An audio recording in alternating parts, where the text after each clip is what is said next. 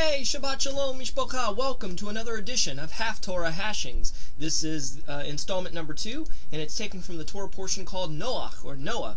And our focus text is Yeshayahu, Isaiah, chapter 52, verse 13, all the way to 55, verse 5. But I want to hone in on Isaiah 54, verses 7 through 10 and 16 through 17. It says, "For a small moment have I forsaken thee, but with great mercies I will gather thee. In a little wrath I hid my face from thee for a moment. But with everlasting kindness I will have mercy on thee, saith Yahweh thy Redeemer. For this is as the waters of Noach unto me. For as I sworn that the waters of Noach should no more go over the earth, so I have sworn that I would not be wroth with thee, nor rebuke thee. For the mountains shall depart, and the hills be removed, but my kindness shall not depart from thee, neither shall the covenant of my peace be removed, saith Yahweh that hath mercy on thee.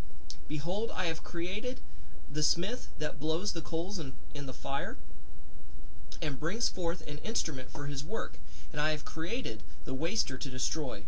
No weapon that is formed against thee shall prosper, and every tongue that shall rise against thee in judgment shall be condemned. This is the heritage of the servants of the Lord, and their righteousness is from me, saith Yahweh." I often think, about the time between where the rain stopped and the times where the water began to recede. I wonder what it was like. I imagine that there was this eerie silence, and the only thing that could be heard is the water lapping up against the bows of the ship. Maybe it was the same type of silence that occurred after Yeshua screamed from the Roman cross, my God, why have you forsaken me?"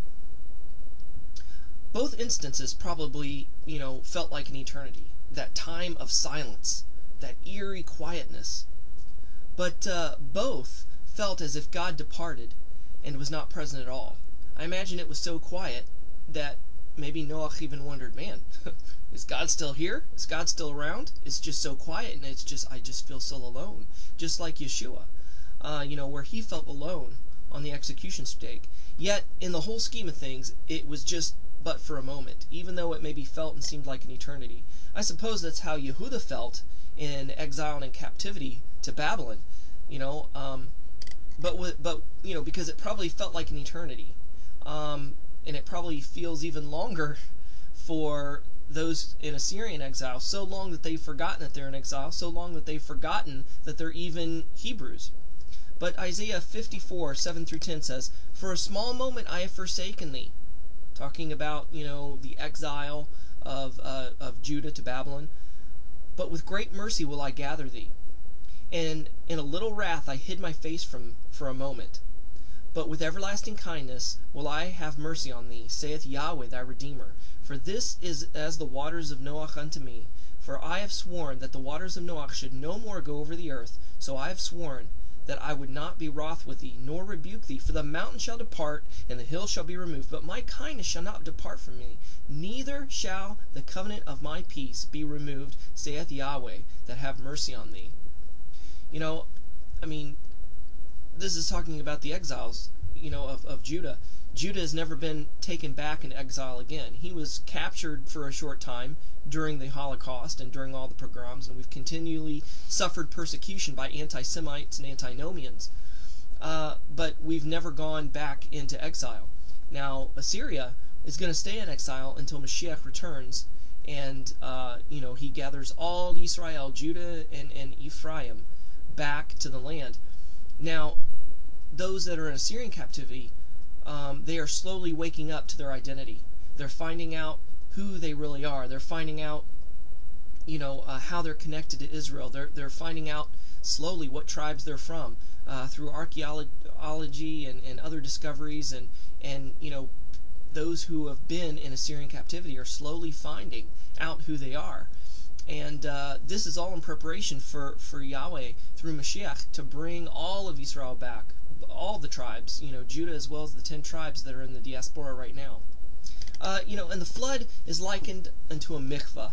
As we read in the Brit Chadasha and Kefa, tells us that the next time God judges the world, he'll do it with fire. So first was a baptism of water. This one is going to be a mikvah by fire, according to 2nd Kefa, chapter 3. Both can be likened unto a purifying and a refining process designed to cleanse and temper that which is being refined. The silence of the intermediary days of the flood and the years of exile is like the passing through the fire, like a sword being forged in the flames. And once the door of the ark opened and fell on dry land, and when Judah started marching back to Jerusalem, a free people after exile, it must have been like the hiss of the metal being cooled in the water.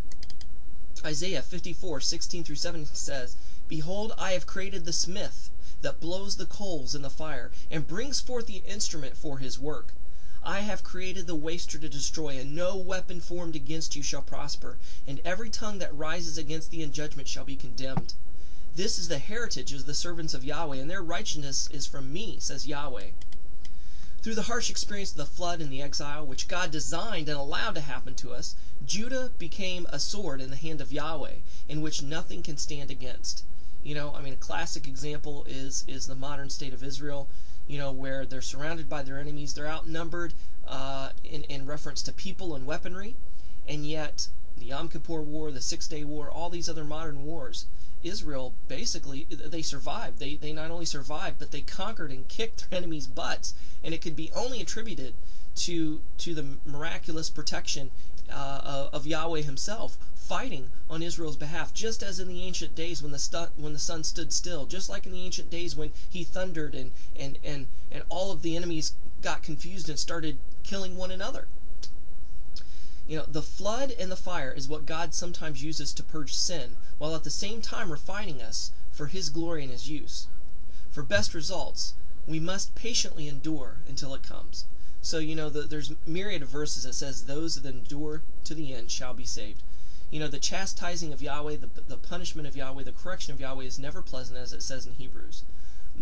Just like it's never pleasant for a child to be punished by his parent, but that chastening is just for a short time, and afterwards the relationship is restored to the way it should be and to the way it was.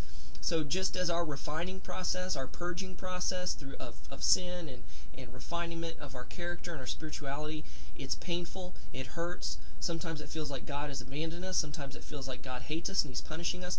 But as Romans 8:28 said, it's all for our good, for them that love God and are called according to his purpose. So let that refinement have its perfect work, so that we may be that sword of Yahweh in his hands, to be able to smash and trample and silence Hasatan and silence the enemy, and be and do all that Yahweh has for us to be and do.